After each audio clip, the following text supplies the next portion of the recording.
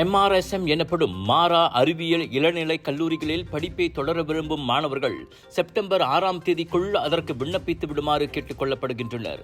அதே சமயம் SBP எனப்படும் முழு தங்கும் வசதியுடன் கூடிய பள்ளிகளுக்கு விண்ணப்பிக்க செப்டம்பர் 8ஆம் தேதியே கடைசி நாள் என நினைவுறுத்தப்படுகிறது. இவ்வாண்டு கல்வியிலும் புறப்பாட நடவடிக்கைகளிலும் சிறந்து விளங்கும் தேசிய பள்ளி SK மற்றும் தேசிய வகை சீன தமிழ் பள்ளி மாணவர்களும் இடைநிலை பள்ளிகளைச் சேர்ந்த 3ஆம் படிவ மாணவர்களும் இதற்கு விண்ணப்பிக்கலாம்.